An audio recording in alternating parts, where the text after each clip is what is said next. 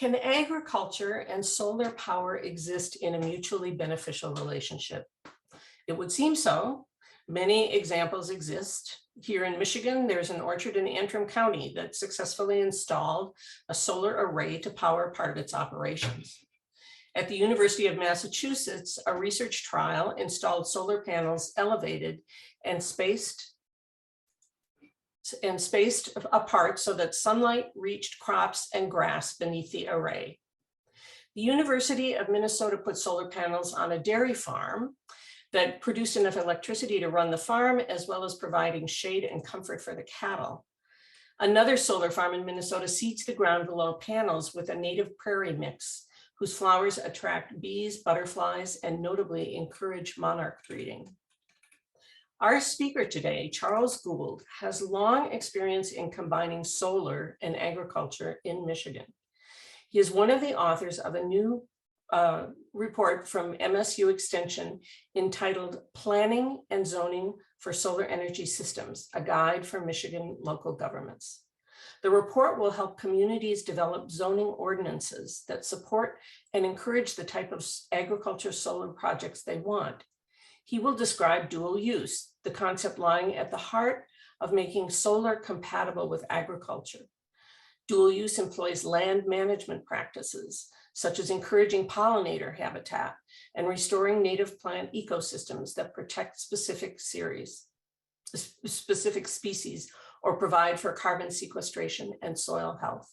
It also encourages grazing and forage production and agrovoltaics, or combining crop cultivation with electricity generation.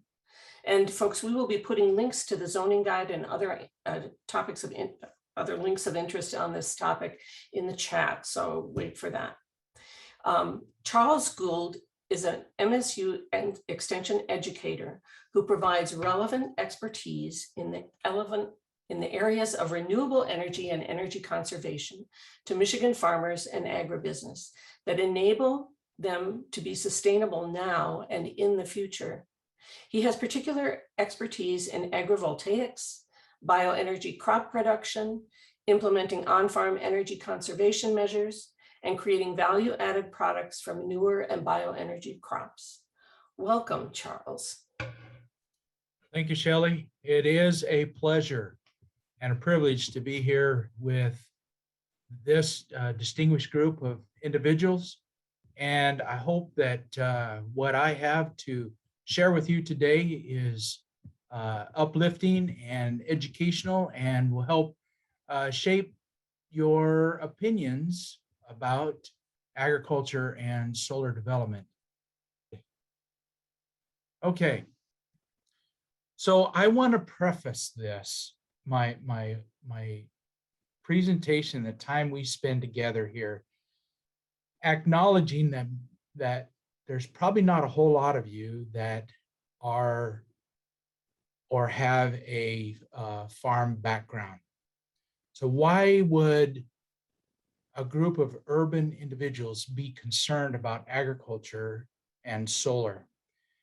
And there's a number of reasons for that. First of all, when you look at where solar is best suited, it is on agricultural land. I mean, just think about what farmers have done in order to get land ready for crop production. The same things that they would do would be the same things that a solar developer would do. And so to put a solar project out means that we've got to have sufficient amount of land to do that, and agriculture or cropland would be a prime candidate for that. The second reason is that if we're going to implement renewable energy and we're going to do it on cropland, then we have to find ways for ag and solar to coexist peacefully together. And that is something that the Europeans have spent years in developing. And here in the United States, we're a little behind, but the Europeans have moved forward in marrying ag and solar. So it's not an either or proposition, and that's where the title for my presentation comes. It's not a zero-sum game. You can have agriculture and you can have solar. You just have to be deliberate about it. And that's what I want to share with you today. Because, and then the other reason, the third reason is that, you know, it's in the urban centers, you know, where a lot of this electricity is going to be utilized. So if it's important to Ann Arbor, for example, to be green, you know, a lot of that electricity is going to be produced outside of the city of Ann Arbor. So agriculture areas are, you know, would be where those, where that electricity would be generated. So as Shelley said, we have come out with a planning and zoning guide for local governments because there's a lot of conflict there on how ag and solar is supposed to work together. And so a team of us from Michigan State University and from the University of Michigan got together. We've spent 18 months working on this. And it's been peer reviewed twice. It was peer reviewed on the national level. It was peer reviewed on the state level. And so we had content experts from local units of government. We had legal counsel. We had energy related nonprofits, utility experts, and member of academia that all read and reviewed this. The hardest part about this wasn't actually putting the document together. It was reconciling the comments that we got from those who reviewed the document. So we feel very confident that if a zoning board takes and reads this guide and implements the pieces that work for them, that they're going to develop a solar zoning ordinance that will that will meet the needs of the community. Let's put it that way. So let me give you a little bit of the background here.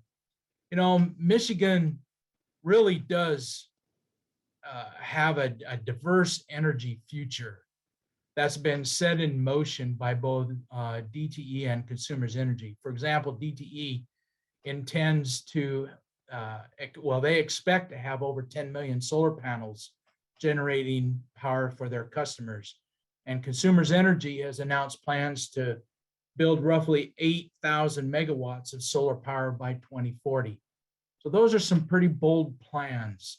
Regional electric cooperatives and municipality-owned utilities are following suit with plans to expand solar energy production. So that combined with the fact that fewer than 20% of Michigan communities have zoning regulations in place to regulate or address all scales of solar energy sets us up for this tension that I'm talking about between those that advocate producing solar power and those who are opposed to it. So the purpose of this guide really is to help Michigan communities meet the challenge of becoming solar ready. I got right after this has been, the guide was released about 2 weeks ago. And right after it was released, I got a call from a township zoning board member in Sanilac County, who also happens to be a farmer. And they had a master plan in place, but they didn't anticipate this large solar project that would come in and that would cover 2 or 3 townships in Sanilac County. And so they weren't prepared for it. And they're scrambling now on what to do. And so we talked about where that starting point is. You know, where do you, when you have something like that, where do you start? And I'm actually going to talk about that here in just a minute, because the starting place is the same for them as it is for someone who doesn't have any zoning ordinances at all. So the guide was written for use by local planners, officials, legal counsel, and policymakers. So here's where you start. You start with the master plan, and maybe that seems obvious, but if only 20% of Michigan townships have any kind of zoning, there's a whole lot that don't have a master plan. And so when a solar developer comes into a township or a county and says, we want to put in a 2,400 acre solar project, and there's no master plan, then you set yourself up for just really a bunch of confusion, and you create an environment where chaos can occur. So this master plan is really important, and it should fit the unique landscapes and character of the jurisdiction. In other words, it reflects what the community goals are.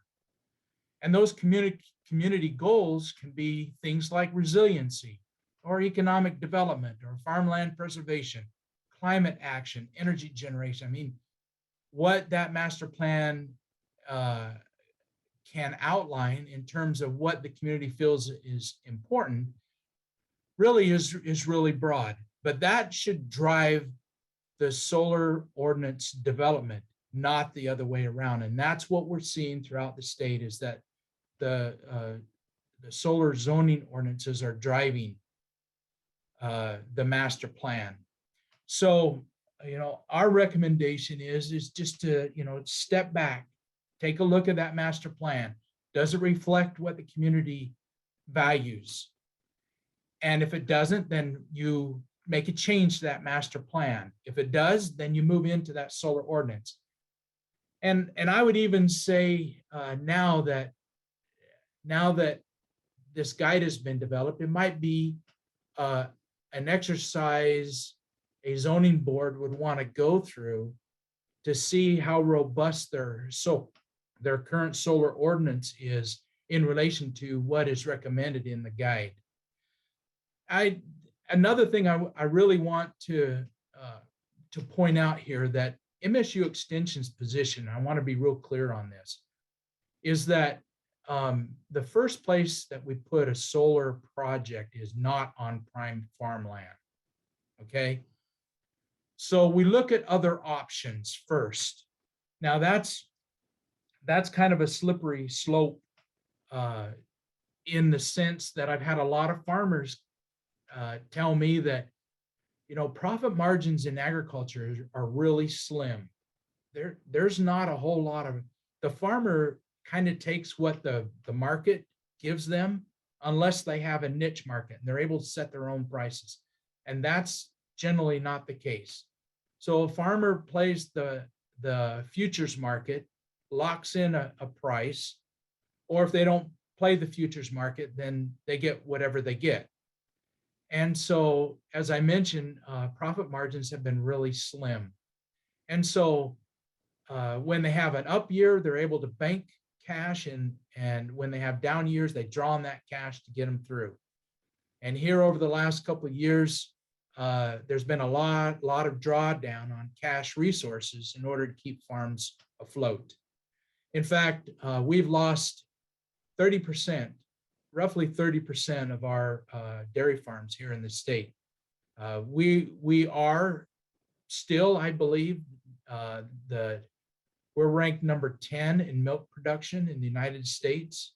We have a robust dairy industry, but what we're seeing is because the smaller farms are going out of business because of market prices, larger farms are growing because they can sell on bulk and they can get a better price. So the more milk that they produce, the better price that they get. And so they're able to weather these economic ups and downs.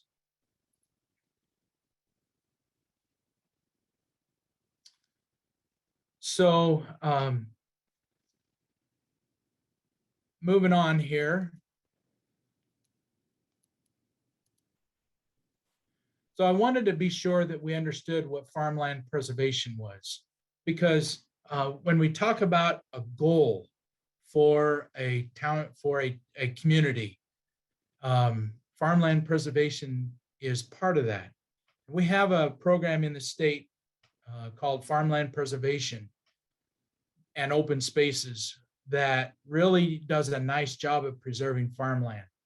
It was amended here a couple years ago to allow farmers to put a solar project on land that was enrolled in farmland preservation. And the law is referred to as PA 116. So I wanted to just make sure that all of us understood that the conditions whereby a solar project is allowed to come in. So there's like 6 things that are 6 conditions that have to be met before a solar project can come in. So first of all, the landowner has to amend their agreement with the Michigan Department of Agriculture. Tax credits that are offered by PA 116 are deferred. They can't be claimed during the deferment period. So what that means is that generally lease agreements for solar projects are 20 to 25 years. So for 20 to 25 years, that farmer cannot claim that tax credit. Sites that go in on land that's enrolled in PA 116 have to have a pollinator habitat established. And that pollinator habitat has to score at least 76 on the Michigan Pollinator Habitat Planning scorecard for solar sites. I'll talk a little bit about that later in my presentation. So anything that's not in a pollinator habitat has got to then be planted according to the USDA Natural Resources Conservation Service cover standard 327. And that basically makes recommendations on the type of plants that should go in. And those are designed to hold soil in place so that it doesn't blow off and it doesn't erode. So the 5th thing that has to be in place is there has to be a bond. So that when at the end of that 25 to 30 years, when that solar array comes out and it's turned back to agriculture, that there's funds there to cover the cost of removing all the metal, all the arrays, and all the underground wiring.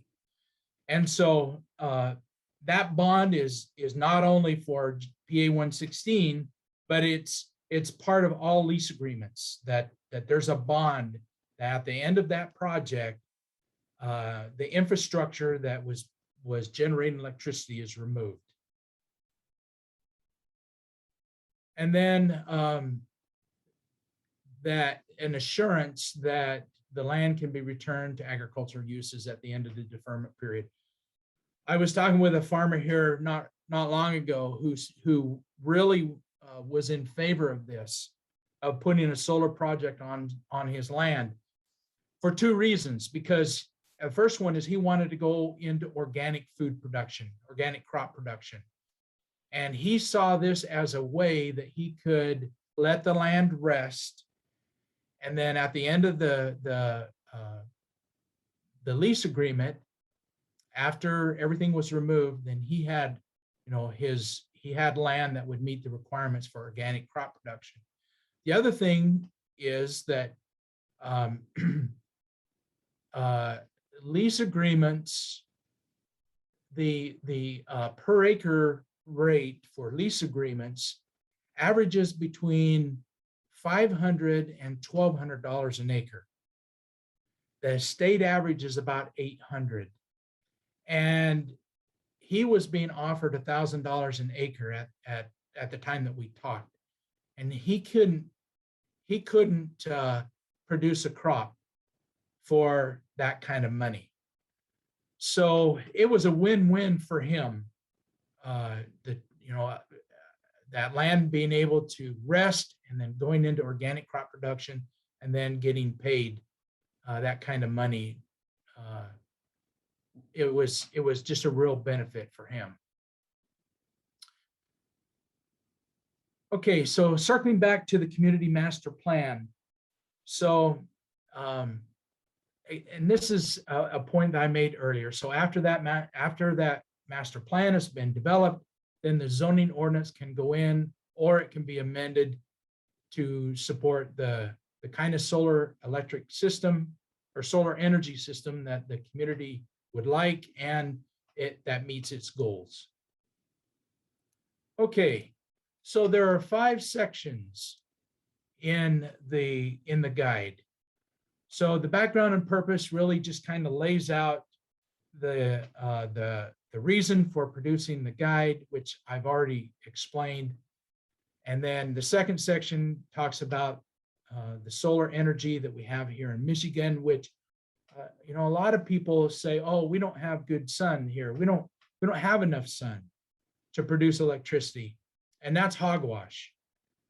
We do have cloudy days, that is true, but we have enough solar energy that we can produce electricity and do it in a very powerful way. Scales and components, that just simply has to do with large scale versus small scale, and we talk about that in greater depth. Land use considerations, that's the dual use that Shelley talked about, that I'm going to be talking about here in just a few minutes.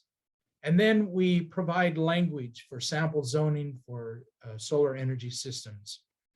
We recognize that not all townships have access to an attorney that can, you know, do legwork on what the language should look like, and you know that this provides you know, zoning boards with language that they can modify. We wouldn't encourage a board to, you know, to adopt everything word by word. We would encourage them to look at what's important to their communities and then adapt what we're suggesting to meet the needs of their community. All right, so Shelley talked about dual use. Now the reason, if you're familiar with solar and ag at all, you've heard the term of agrovoltaics. And what agrovoltaics has become is kind of this umbrella term to mean anything that's related to agriculture and solar. And that's not the original intent of agrovoltaics. So in order to really help zoning boards out, we divided land use considerations into 4 categories, all of which have an agricultural component to them. So they are pollinator habitat, conservation cover, forage, which is grazing, and agrovoltaics. And I might want to point out this picture that you're seeing there is a 7-acre site in Lenawee County near a veterinarian clinic. And it was put in by Harvest Solar, which is based out of Jackson in Jackson County. And this young lady here is the granddaughter of Lee Andre, who took the picture. And you can see she's standing in a field of clover. There are 3 kinds of clover in this particular site, red, white, and Alsike clover.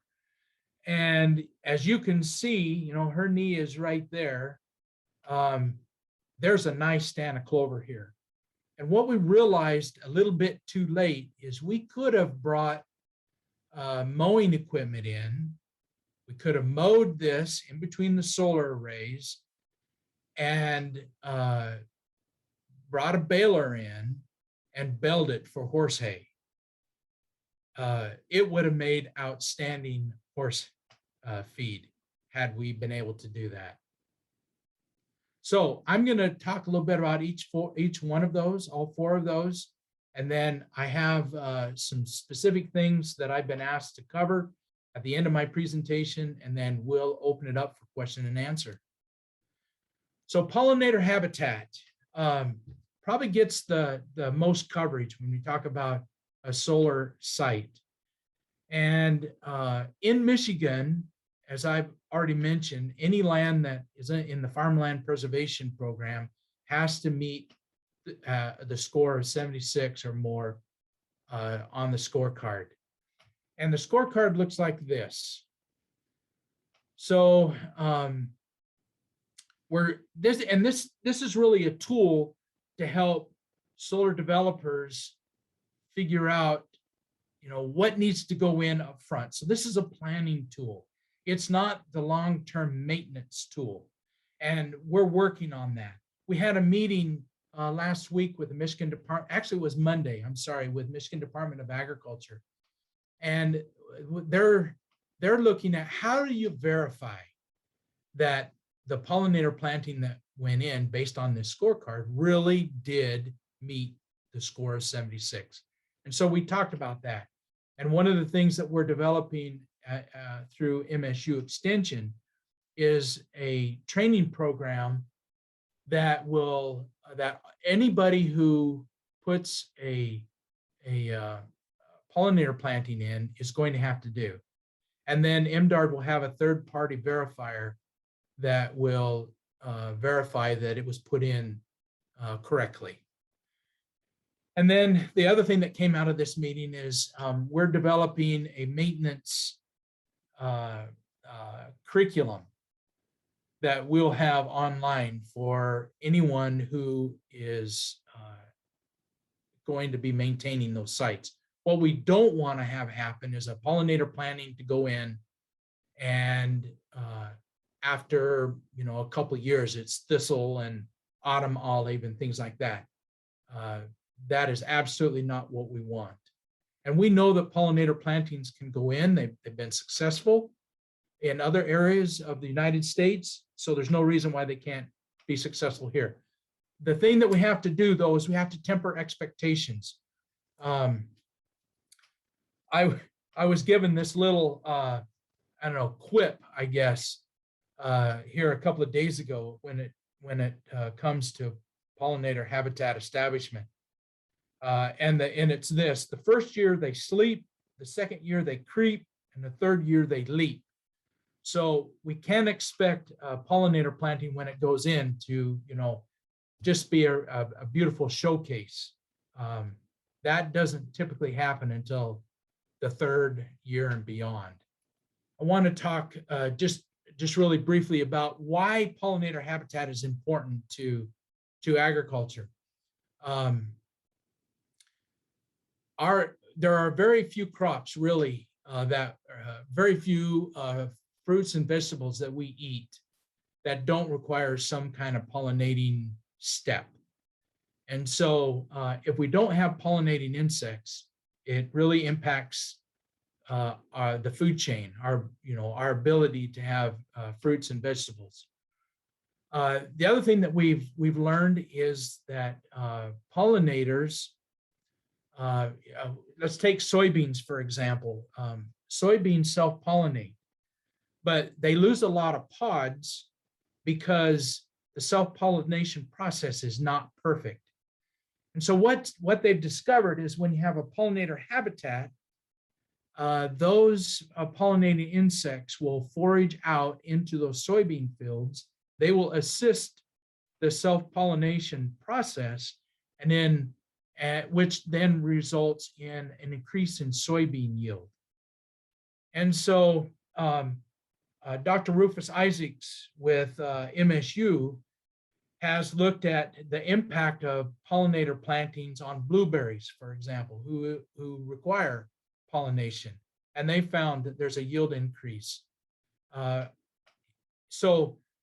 that study's been duplicated in other states and with other crops, and the message is the same, that when we have pollinator habitat next to crops that require pollinating insects, that there's a yield increase, and that translates into increased profits for farmers.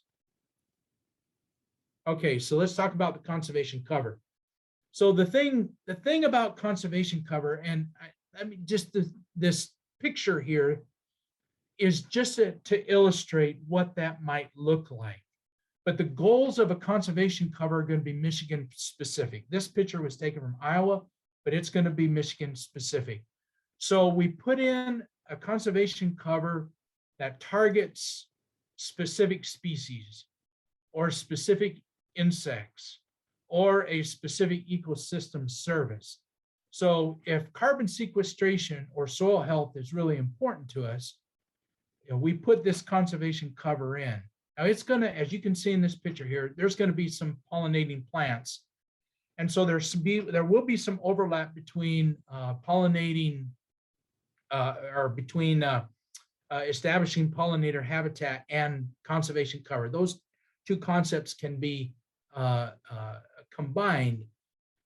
But, we want to give zoning boards and communities the option to really target something that's important to them. And if carbon sequestration is what that is, then conservation cover is something that they can do. This is the this is the third one, forage and grazing. And this really lights my fire. We have, let me skip to this next slide here. Here about, 4 weeks ago, we held a pasture walk. Herbrooks in Ionia County is a poultry, they grow chickens for egg production. And they have an organic layer operation in Ionia County. In front of their operation, they have a 7-acre solar site. And so we went and invited sheep producers and township officials and others to participate in a pasture walk. So what you're seeing are some pictures from that pasture walk. This 7-acre site has 11 ewes. And the 11 ewes have done a remarkable job of keeping the vegetation down. You can see in this top right picture that the ewes are in between the solar arrays here off in the distance, but you can see right through here at the lower part of that picture that they've grazed the forage down very well. And you can see in the left-hand corner of that upper right picture that underneath that solar array, the vegetation is not, it's lower than that bottom tier of modules. Over in the picture on the top left is some of the ewes, not all of them, but you can see that they've done a nice job of clearing out the vegetation underneath the solar arrays. That's important because you don't want your vegetation to grow up and interfere with capturing rays that produce energy. Water is the big issue here, and it just so happens on this site that they have access to water, but close by, and so it wasn't a big deal. But when we talk about grazing, we have to consider that we probably are going to have to sink a well out there and run water from a well to troughs that can feed that can water the sheep. So this picture here is illustrative of the impact that sheep have. This site was done really backwards, to be honest with you. The way to put a solar project in is to think about how you're going to use the land first. And you decide on whether you want to do grazing, or you want to put a pollinator habitat in, or you want to do conservation practices, or you want to do agrovoltaics. That has to be the first decision up front. This project the solar arrays were all put in first, and then it was overran with lamb's quarter and foxtail. And before this picture was taken, about 2 weeks before this picture was taken, I was out at this site, and the lamb's quarter was up to my waist. And you can see here that the sheep came in, and what they do is they nibble off the leaves. They don't eat the stems, but they nibble off the leaves. and then they lay on the stems. And then, so what you're seeing here is the effect of the sheep coming in and grazing the lamb's quarter and the foxtail, and then laying on it. And you can see that they've done a really nice job of clearing the vegetation out from underneath the solar arrays. I really became a proponent of sheep. The other thing that I would mention here is in the Detroit area, we have Wolverine packing. In fact, we have two sheep slaughtering facilities there within the city of Detroit. And so we have a market for the lamb and for the mutton that's produced. So in Michigan, we have roughly 87,000 head of sheep and lamb. And we have capacity to grow that industry with solar grazing. And then the last one that I want to talk about is agrovoltaics. So really, that's growing food, fiber, and fuel within that footprint of a solar project.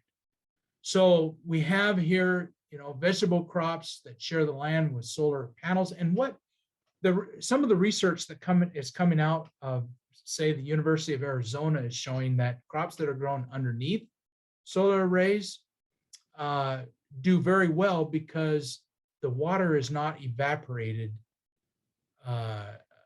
Water in a hot climate like that is retained because the shade allows the moisture to be retained because it's not evaporated due to the sun. So that same principle would apply here in Michigan, that that water retention under the solar panels should really help grow crops underneath the solar arrays. So here's something that I wanted to something that really is exciting to me is this concept of growing blueberries under solar arrays. So I'm housed in Ottawa County, and Ottawa County is generally, in the top 5 for blueberry production in the state. Generally 1 or 2, depending on the year. So what if we came in, we elevated those arrays, and we grew blueberries underneath those solar arrays? Now this is a project in Japan. There's not anything here, and that wouldn't represent anything that we have here in Michigan. But one of the things that I'm considering, and within MSU Extension, we have individuals that work with Native American tribes, and the blueberry figures prominently in some of the tribal, in the culture of some of the tribes here in Michigan. And I am really wanting to work with our folks who are working with tribes who are looking to be energy independent on planting blueberries underneath solar arrays, so they get the benefit of the energy production, but they also have a way to grow crops that are important to their culture. So those are the 4 the 4 land use areas that I wanted to, land use and management areas that I wanted to cover. And that's a quick outline of the guide. And now I kind of want to shift and answer a question that was posed to me about the health and safety impacts of solar voltaics. So there's a guide here, and the link is the link to this this guide is at the bottom of your screen. It's put out by the North Carolina Clean Energy Technology Center, which is part of North Carolina State University. And what they did is they did their own in-house research, and they went out and gathered peer-reviewed literature that addresses the health and safety impacts of solar photovoltaics. The bottom line here for solar PV systems is that there are that PV technologies and solar inverters are not known to pose any significant health dangers. Okay, so they don't emit any toxic gases, and there's nothing that runs off of solar modules and gets into the ground. It's not going to pollute the ground. It's not going to, there are some metals in solar modules, and we acknowledge that, but they're encased in these modules. They are not going to escape. The guide points out in that third bullet point that the health and safety risks associated with solar PV technology are extremely small, far less than those associated with common activities such as driving a car, and vastly outweighed by the health benefits of generation of clean energy. So if you want to do a deep dive into the health and safety impacts of solar PV, I would encourage you to download that guide and read it. Okay, we are an affirmative action, equal opportunity institution, and our programs and materials are open to all. I just wanted to make that clear. There's my contact information. And with that, I'm done.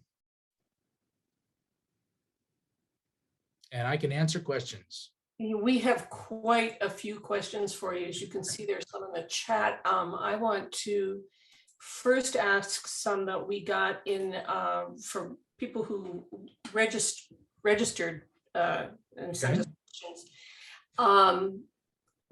One of them came to us from Marina Brown, and she asked, what is the expected life of a solar panel? And I guess, as opposed to or in relation to a wind turbine, blades and trunk, which one of those is more useful, I guess, or has a better better life? So the expected life of a solar module, so it'd be just one of an array. A solar module, is going on 30 years, and a wind turbine, the blades in the wind turbine are not going to last 30 years. So there's longevity there. And the other thing I might want to point out is the efficiencies in power production in those modules are increasing as well. And that's what gives its longevity. Well, that actually, there was another question, is that how long does the equipment function at high efficiency? 25 to 30 years is what the industry standard is now for removing a module and replacing it. So if I remember correctly, at the end of 25 years, a solar module is generating at about 85% efficiency, or something to that effect.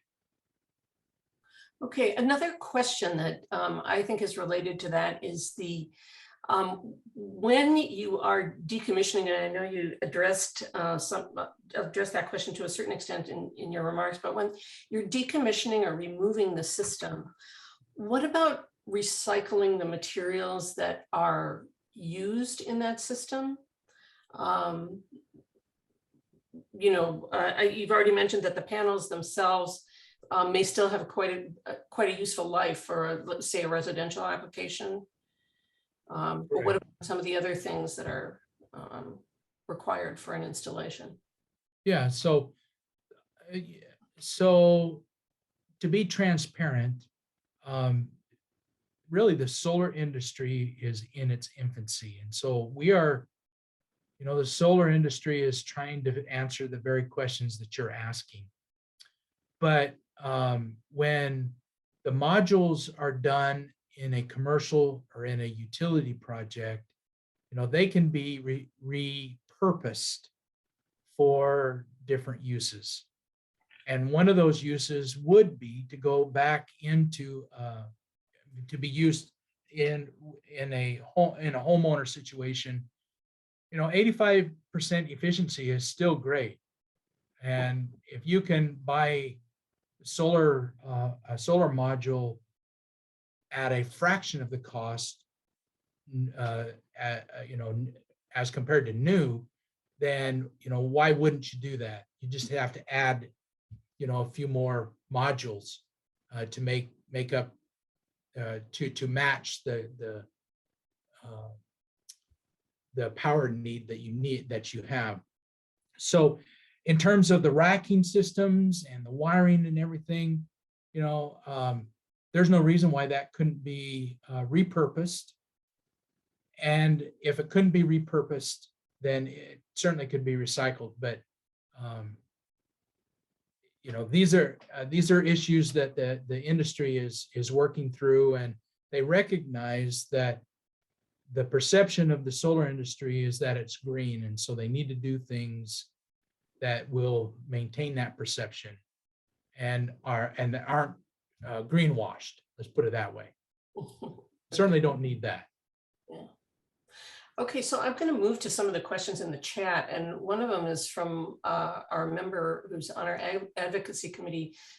Shout out to Sandy Serini Elser, and her question is, Mr. Gould, would you please address the bills in the state legislature authorizing community solar projects? The purpose is to allow apartment residents and others in areas not conducive to mounting solar systems who can share in a community solar installation in a park or other open area. And I guess my question is does your document, does your report, your guide, does it address those kinds of projects? Yes, it does. So I have not kept up with the legislation that you're referring to. Okay. My focus has been on other things related to solar, and I have just not kept up with that.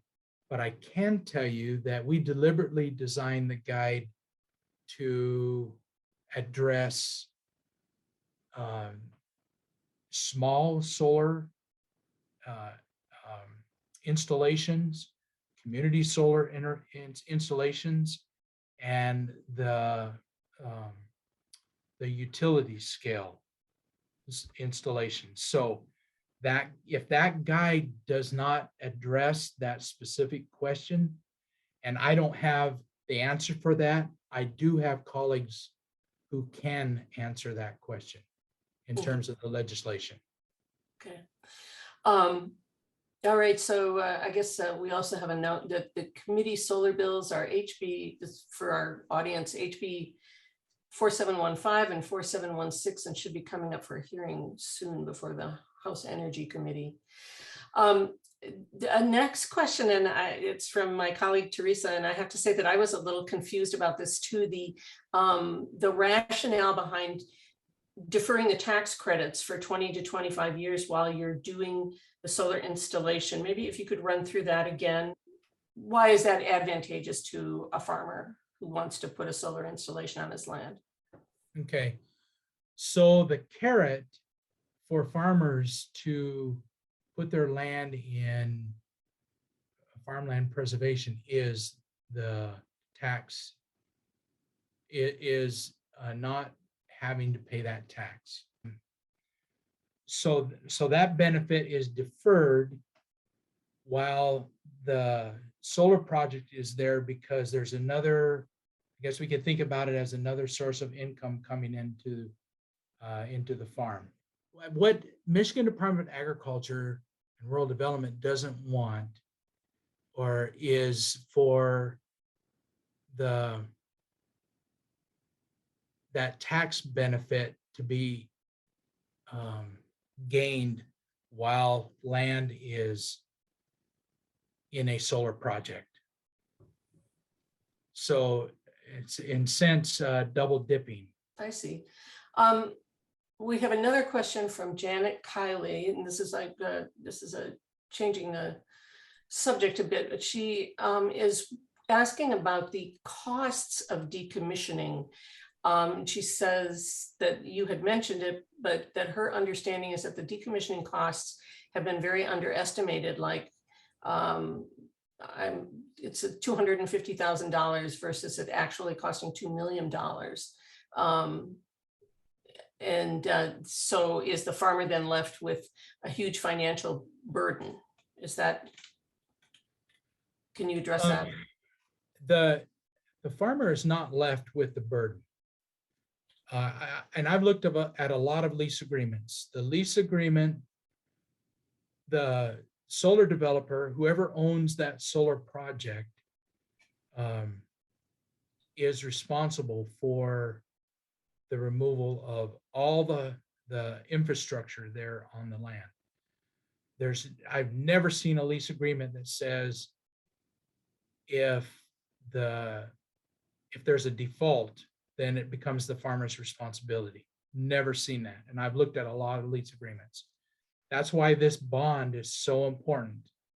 That bond has to cover the costs. And who knows what the cost to remove the infrastructure is going to be in 25 years.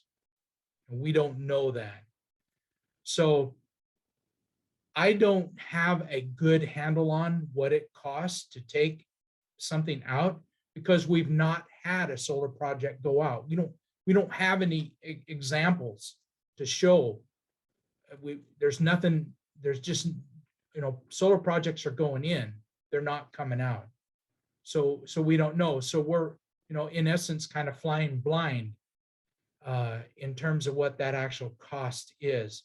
Is that the same?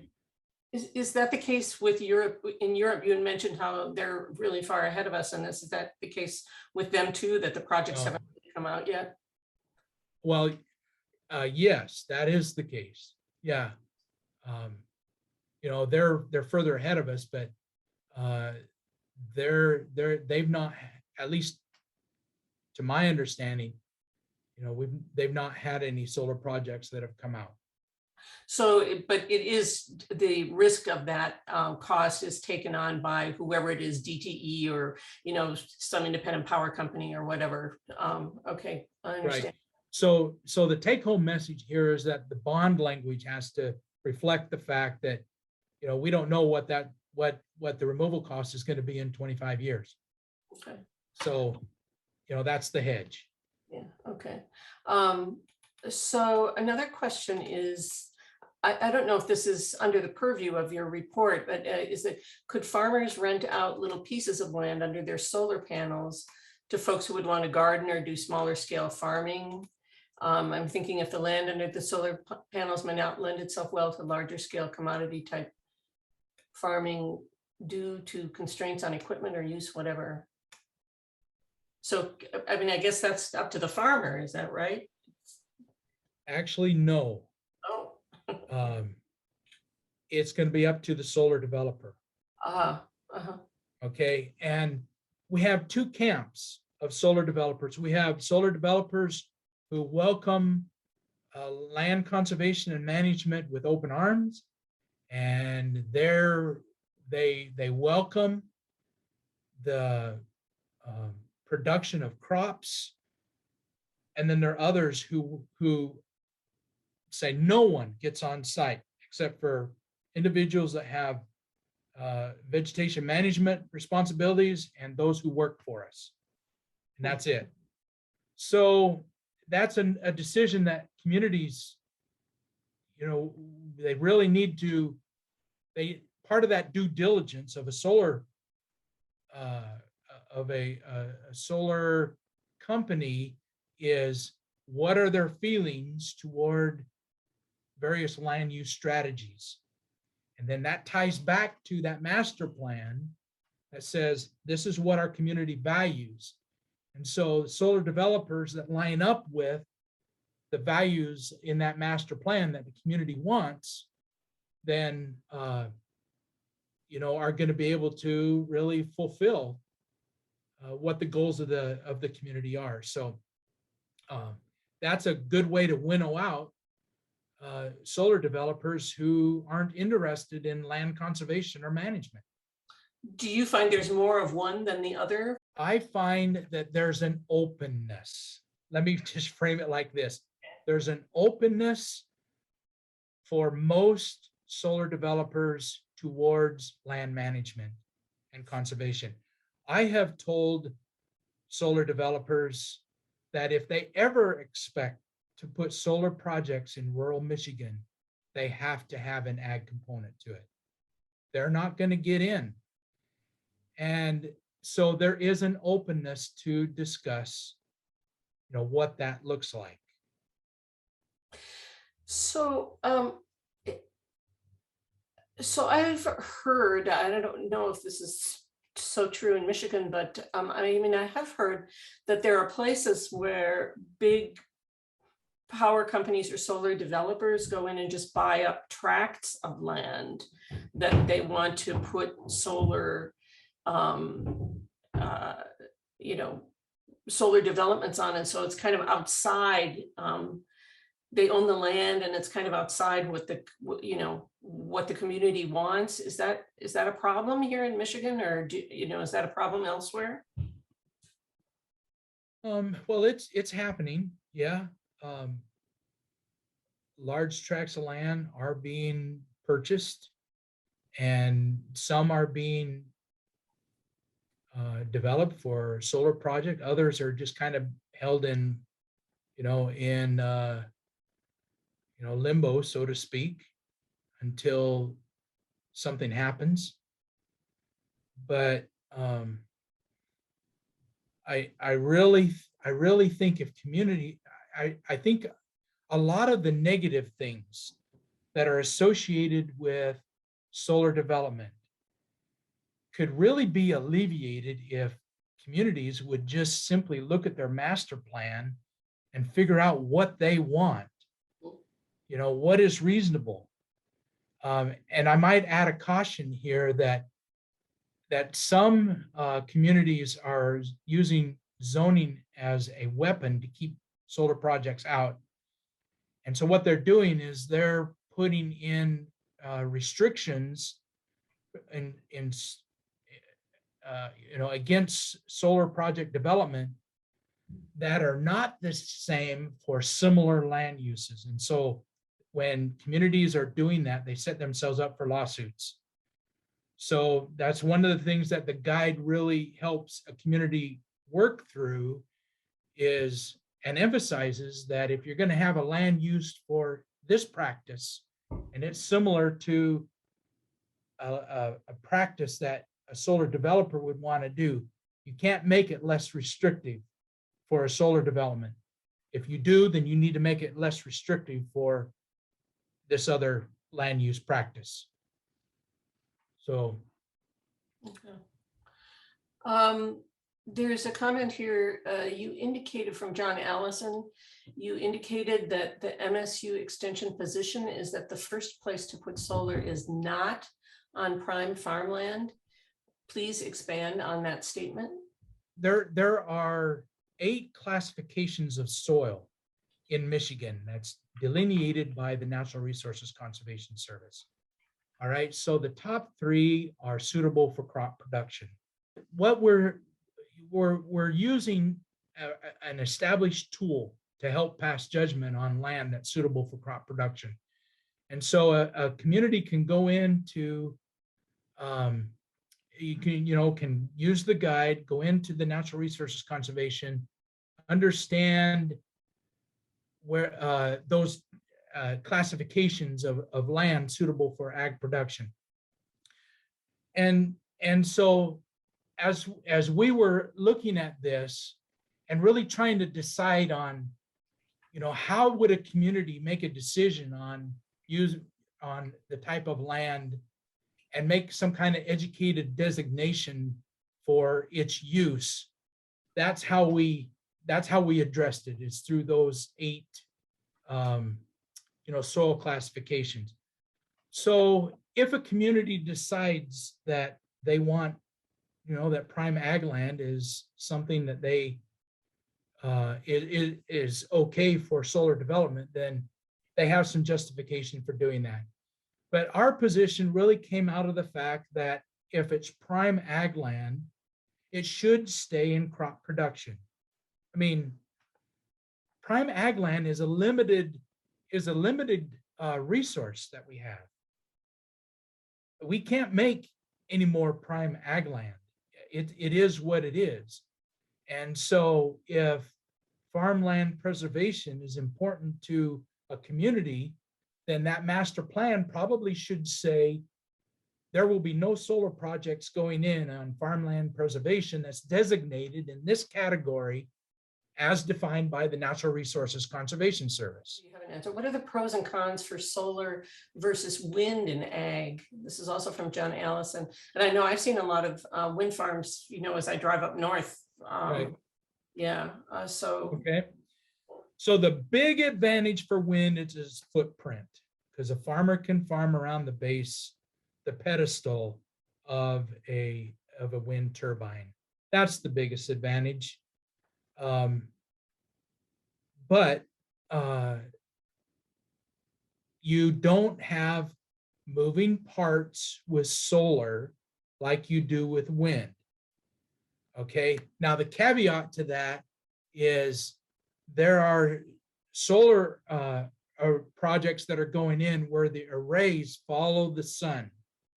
Okay, so there is moving parts there. But yeah, and I just saw Stephanie's comment, solar doesn't kill birds. Oh. So that, it's the footprint is probably the biggest difference when it comes to ag. Okay. Yeah, and I think there's more dangers with that equipment, like there must be some kind of liability if one of the arms of the turbine fall off, or I imagine that doesn't happen very often, but I suppose it could. I've never heard of that happening. Oh, really? Okay. Well, that brings up another question. I think I forgot this. It was in the questions that we got. What are the risks to a solar installation from severe weather incidents, like heavy hailstorm, or extreme heat and that sort of thing? What are some? So extreme heat, not an issue. Hail, depending on the size of the hail and the intensity of the hail, yep, they can. There's a possibility that the solar modules could get cracked. They are designed to withstand hail. I mean, somebody with a high-powered gun could shoot a solar module and crack it. And wind would be another issue here. They're designed to withstand high wind forces, but just as a matter of fact. But where it gets, if solar arrays are elevated, they're going to catch more wind. And we actually do have around Manchester, there's a cattle farm that has a small array in the middle of their feedlot. And the cows love it because that's their go-to place for shade. But having it elevated means that it has to be reinforced a little bit, because cows love to rub on things and they like to lick things. So all the wiring has to be in shelving, so it can't, so cows can't get on, can't lick it or eat it. And when it's elevated, then it's going to catch wind. And so all of those are part of the engineering design for solar arrays. And all those issues have been addressed in Europe. And so we're just taking a lot of that European knowledge and adapting it to our situation here in the United States. Okay. Let's see. We have a question from Susan Woolley. I think sounds like township planning and zoning to allow solar is essential. How receptive and interested are townships to doing this? What opposition is there? Have you found that local government is enthusiastic or not? Local government is enthusiastic when they have a solar development come in that, you know, a 2,400 acre solar development, and they're not prepared. And they find out that they have to do a bunch of catch up. So what we're suggesting is, before a community faces that, get your solar zoning ordinance in place. Look at your master plan, figure out what your priorities are, and put your solar zoning ordinance in place that matches what your goals are, so that when a solar developer comes in, then you're already ready to go. The biggest complaint that I hear from solar developers is that this is a moving target. They wish that all the solar ordinances would be similar so that they would know what they have to do up front. They're looking for places to go. And our state government and the utilities all have goals for renewable energy production. And solar developers are wanting to put projects in. So why not create an open door with a zoning ordinance that lays out the parameters that a community accepts for a solar project. So in terms of opposition, it's a tired refrain.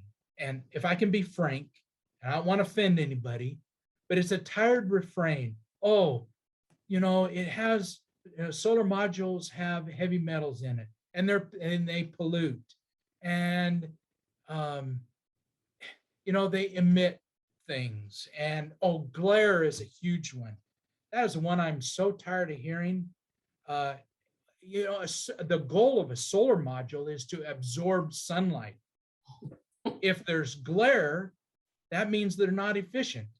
So why would it be in the best interest of a solar module, a manufacturer of a solar module, to have light reflected from it? It's just ridiculous. So I would just encourage people to be informed. Don't let emotion get in the way. Be informed, be educated. All right. That's what we definitely try to do. Just a couple more. And I think we did have a question about how much does the farmer actually earn from a solar array? I mean, I'm sure that it differs depending on who is the owner of the actual array, but how well do they pay the farmers for the use of their land, I guess? Yeah, so the average is $800 per acre across the state, and the range is from $500 to $1,200. Is that a year, or is that one-time installation? That's per acre per year. Per acre per year. Wow. Yeah. Yeah. That sounds good to me. I don't really know that much about farming economics, but that sounds good. That is doggone good money. And the thing about it is there's what we call an escalator clause. Mm-hmm. So every year there's at least a 2% increase in that per acre figure that at least keeps up with inflation. Okay, thank you. So everybody, thank you so much for joining us today. And as you saw, we posted a lot of links if you want to learn more about this topic, and especially the link to the planning document that Charles and his group authored. And those links will also be posted on our website, lwvwashina.org. So we hope you will join us in November as we continue our climate justice series. And I would like to give a shout out to Sandy Serini Elser and Vicki Paulison and Kathy Weineman, who were so instrumental in putting this series together. On Wednesday, November 10th at 7 p.m., Teresa Reed will host the Brews and Views presentation, Environmental Justice and Federal Policy. And the speaker will be Kyle White of the U of M School for Environment and Sustainability, where he is George Willis Pack Professor of Environmental Justice and Climate. And White also advises the Biden administration on environmental justice.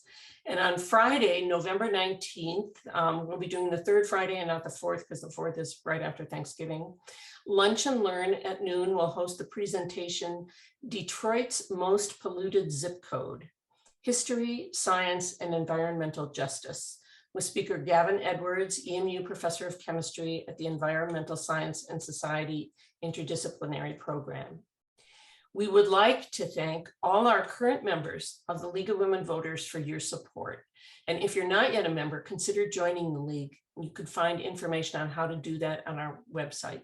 We need all hands on deck to support the essential work of protecting the right of every citizen to vote. Check out our website. Again, that's lwvwashtenaw.org for how to join. And there you'll also find links to a video of this and many other presentations on topics important to every citizen.